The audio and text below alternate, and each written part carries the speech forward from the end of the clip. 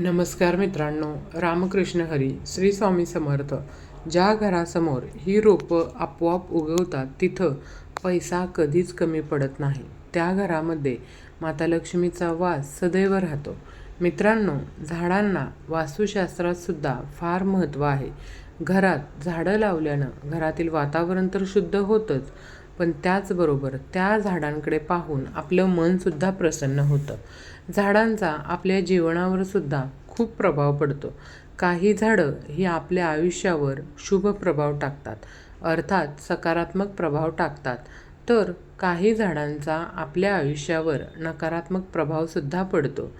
तर आजच्या या व्हिडिओमध्ये आपण जाणून घेणार आहोत की अशी कोणती झाडं आहेत ज्यांचा सकारात्मक प्रभाव आपल्यावर पडतो आणि अशी कोणती झाडं आहेत की ज्यांचा नकारात्मक प्रभाव आपल्यावर पडत असतो. आपल्या जीवनासाठी एक प्रकारचा शुभ संकेत मानला जातो, पण अशी सुद्धा काही झाडं आहेत जी अशुभही मानली जातात. तर प्रथम आपण पाहूया की आपल्या जीवनावर शुभ प्रभाव टाकणाऱ्या अर्थात सकारात्मक झाडांबद्दल माहिती आपण जाणून घेऊया. माहिती जाणून घेण्यापूर्वी चॅनलवरती जर नवीन असाल तर चॅनलला लाईक, शेअर, सबस्क्राईब करा आणि तुमच्या मित्रमैत्रिणींसोबत हा व्हिडिओ नक्की शेअर करा. तसंच कमेंट्समध्ये श्री स्वामी समर्थ लिहायला विसरू नका. आता नंबर 1 त्यामध्ये सगळ्यात पहिलं नाव येतं ते म्हणजे तुळशीचं. तुळस आपल्या हिंदू धर्मात खूप पवित्र मानली गेलेली आहे. प्रत्येकाच्या दारामध्ये तुळस असतेच. तुळशीला आध्यात्मिक आणि औषधी अशा दोन्ही दृष्ट्या महत्त्व आहे. आयुर्वेदातही त्यामुळं तुळशीला स्थान आहे. तुळशीला माता लक्ष्मीचं प्रतीक मानलं जातं. श्रीहरी विष्णूंना तुळशीची पानं प्रिय आहेत हे आपल्या सर्वांनाच माहिती आहे आणि म्हणूनच अशी तुळस जर तुमच्या दारात असेल तर तुमच्या घरामध्ये धनसंपत्ती आणि आरोग्याची कमतरता तुम्हाला कधीही जाणवत नाही. तुळशीमधून सकारात्मक ऊर्जा प्रसारित होते. त्याचबरोबर आपल्या दारातील तुळशीने जर हे काही संकेत दिले ना तर समजून जावं की लवकरच तुमचे चांगले दिवस सुरू होणार आहेत. तसंच तुळशीचे रोप हे काही वेळा शुभ आणि काही वेळा अशुभ देखील संकेत देत असतं. आता हे कसं जाणून घ्यायचं तर बघा, ब्रह्मवर्तव पुराणानुसार तुळशीचे रोप खूपच पवित्र आहे. भगवान श्रीहरी यांना तुळस खूप प्रिय आहे. तुळशीच्या पानाशिवाय भगवान श्रीहरी कोणताच भोग अर्थात प्रसाद स्वीकारत नाहीत. भगवान श्रीहरी सांगतात, जो मनुष्य तुळशीची नित्य पूजा करतो त्याच्यावर कधीच कोणतेच संकट येत नाही. जो नित्य नियमाने तुळशीची पूजा करतो तो सर्व आजारांपासून लांब राहतो. तुळशीमध्ये सर्व प्रकारचे रोग दूर करण्याची अद्भुत शक्ती असते. याचं रोप जर आपल्या दारात आपण लावलं ना तर येणारं सर्व संकट, सर्व प्रकारची वाईट नजर, बाधा तसंच सर्व नकारात्मक शक्तींचा नाश हा होत असतो. तसंच आपल्या घरात सकारात्मक शक्तीचा संचार होतो. तुळशीची नित्यपूजा केल्याने व्यक्तीला सुखसमृद्धीची प्राप्ती होते.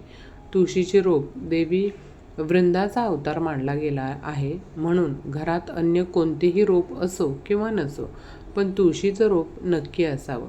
तुळशीचे काही शुभ व अशुभ संकेत, त्यामधला 1 नंबर बघा, घरात जर लक्ष्मी देवीचं आगमन होणार असेल, घरात सुखसमृद्धी येणार असेल किंवा तुमची चांगली वेळ येणार असेल ना तर आपल्याला तुळशीकडून कसा शुभ संकेत मिळतो ते बघा. तुळशीच्या रोपाद्वारे आपल्याला याची माहिती मिळते. म्हणून तुळशीच्या रोपाला पाणी देत असताना हे संकेत तुम्ही नक्कीच तपासून पहा. नंबर 2 तुमच्या घरामधील तुळशीच्या रोपाला पाणी देत असताना तुम्ही नक्की तपासून पहा की तुळशीच्या आजूबाजूला इतर लहान रोपे वाढू लागलेली आहेत का, तर ते खूप शुभ लक्षण मानलं जातं. याचा अर्थ तुमची कमाई वाढणार आहे आणि तुमच्यासाठी उत्पन्नाचे नवीन स्रोत देखील तयार होणार आहेत. ही नवनिर्मिती तुमची आगामी प्रगती दर्शवते. ही छोटी रोपं तुळशीची असतील तर अजून चांगलं. याचा अर्थ लवकरच तुम्हाला अनपेक्षित धनलाभ होणार आहे. नंबर 3 काही वेळा तुम्ही पाहिलं असेल की तुळशीचं रोप अचानक सुकतं. तुळशीची कितीही काळजी घेतली तरीही हे रोप सुकलं जातं. तर हा संकेत आहे की आपल्या घरात कोणत्या तरी नकारात्मक शक्तीचा वास आहे किंवा आपल्या घरावर मोठं संकट येणार आहे. तुळशीचं रोप हे सुकलं की याचा अर्थ असाही होतो की कोणत्या तरी कारणानं आपले जास्त धन खर्च होणार आहे. म्हणून तुळशीचे रोप हे कधीच सुकून देऊ नका. वेळच्या वेळी तुळशीच्या रोपाची काळजी घ्या.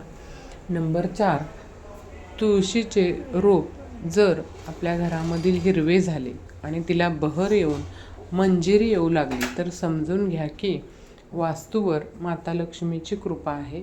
अशा वेळी तुम्ही तुळशीची अधिक योग्यपणे मशागत केली पाहिजे. तुळशीजवळ उभं राहून जमल्यास श्रीसूक्त आणि लक्ष्मीसूक्त म्हटलं पाहिजे. यामुळं वास्तूची भरभराट होते आणि मन एकाग्र होतं. नंबर 5, तुळशीची हिरवी पानं आपोआप गळून पडत असतील तर तुमच्या घरामध्ये क्लेश, वादविवाद आणि वाटणी यासारख्या समस्या येऊ शकतात. आपसी घरातील संबंध जे असतात किंवा पारिवारिक संबंध जे असतात ते खराब होऊ शकतात. असं होत असल्यास विनाकारण क्लेश होण्यापासून वाचायचं असेल तर रोज संध्याकाळी तुळशीजवळ तुपाचा दिवा नक्की लावा. नंबर 6, तुळशीच्या शेजारी छोटे छोटे दुसरे रोप येत असतील तर याचा अर्थ असा होतो की तुमच्या घरात खूप आनंद येणार आहे आणि तुमच्या घरातील वातावरण आता बदलणार आहे. तुमचा व्यापार वाढणार आहे. तुम्हाला धनलाभही होऊ शकतो. नंबर 7, तुळशीच्या रोपावर छोटं फुलपाखरू किंवा बघा काही वेळा चिमण्या येऊन बसत असतील तर याचा अर्थ असा होतो की तुम्हाला लवकरच धनलाभ होणार आहे किंवा तुमची कोणती तरी मोठी इच्छा नक्की पूर्ण होणार आहे. नंबर 8, ज्या घरात बहरलेली तुळस असते त्या घरात आनंद, ऐश्वर्य दिसून येतं. तर तिथं वाळलेली तुळस दिसते तिथं त्या घरामध्ये कलह, आर्थिक तंगी, मतभेद असून घरावरील देखील अवकळा दिसून येते. त्यामुळं पूर्वीचे लोक अंगणातल्या तुळशीवरून घरातलं वातावरण कसं असेल याचा अंदाज बांधत असत. नंबर 9, अनेक वेळा काय होतं बघा, अनेक वेळा असं घडतं की तुळशीच्या रोपाजवळ काळ्या मुंग्या जमू लागतात. मुंग्या आपलं घर मातीत बनवतात किंवा इतर कीटकांचा प्रादुर्भाव होऊ लागतो. असं होणं अत्यंत अशुभ मानलं जातं. याचा अर्थ असा आहे की लवकरच तुमच्या कुटुंबातील कोणती तरी व्यक्ती गंभीर आजारी पडू शकते आणि त्याच्या उपचार करण्यात मोठ्या प्रमाणात पैसा खर्च होऊ शकतो. म्हणूनच लक्षात ठेवा की जेव्हाही तुम्ही तुळशीजवळ मिठाई किंवा इतर प्रसाद ठेवाल तेव्हा काही वेळाने तो प्रसाद तिथून उचला, नाहीतर मग त्या ठिकाणी मुंग्या लागू शकतात. तर हे झालं तुळशीनं आपल्याला दिलेले शुभ व अशुभ संकेत. आता पुढचं रोप कोणतं आहे ते आपण पाहूया. नंबर 2 जे रोप आहे ते म्हणजे बेलाचं झाड. ज्यांच्या दारात बेलाचं झाड असतं त्या व्यक्तीसुद्धा नेहमी सुखी असतात. बेलाचं झाड खूप मोठं असतं. ते अंगणात लावावं असं देखील म्हटलं जातं. हे झाड दारात लावल्यानं घरात सुखसमृद्धी कायम राहते आणि हेच बेलाचं झाड जर तुमच्या दारात आपोआप उगवलं तर मग नक्कीच तो एक शुभ संकेत असतो. कारण भगवान शिवशंकरांच्या किंवा महादेवांच्या कृपेमुळे आपल्या घरात कोणत्याही प्रकारची वाईट शक्ती यामुळे प्रवेश करू शकत नाही. त्याचबरोबर राहू केतूच्या दुष्प्रभावापासून सुद्धा आपल्या घराचं या झाडामुळे संरक्षण होतं. नंबर 3 नंबरचं झाड जे आहे ते म्हणजे लिंबाचं झाड किंवा लिंबू. आपल्या आसपास पसरलेल्या वातावरणामध्ये सर्व नकारात्मक आणि वाईट शक्तींना दूर करतं हे लिंबाचं झाड. म्हणून जर घरात लिंबाचं झाड असेल तर आपल्या घरावर कोणाचीही वाईट दृष्टी पडत नाही. तसंच आपल्या घरातील वातावरण शुद्ध आणि पवित्र राहतं. नंबर 4 रुई. याला मंदार देखील म्हटलं जातं. म्हणजेच मंदार वृक्षसुद्धा आपल्यासाठी खूप शुभ मानला जातो. मंदार वृक्षाची फुलं ही महादेवांना, गणपती बाप्पांना तसेच हनुमंतांनाही प्रिय आहेत. मंदार वृक्ष आपल्या जीवनात येणाऱ्या कष्ट आणि बाधांचं निवारण करतो. ज्यांच्या घराबाहेर हे मंदार अर्थात रुईचं झाड असेल किंवा ते आपोआप उगवलं असेल तर ही सुद्धा अत्यंत शुभ गोष्ट आहे, ही लक्षात घ्या. त्यांना कशाचीही कमतरता कधीही भासत नाही. ज्या व्यक्तींच्या कुंडलीत एखादा दोष असेल त्या दोषाचा परिहार होण्यासाठी सुद्धा, तसंच जर एखाद्या व्यक्तीला वारंवार दृष्ट लागत असेल तर अशा व्यक्तींना मंदारच्या पानांची माळ करून ती गळ्यात घातली जाते. त्यामुळं संपूर्ण दोष नाहीसे होतात असं म्हटलं जातं. नंबर 5 नंबरचं जे झाड आहे हे शुभ झाड म्हणजे केळीचं झाड. केळी आपल्या घरासाठी शुभ असते. केळीचं झाड आपल्या घरात सुख समृद्धी घेऊन येते.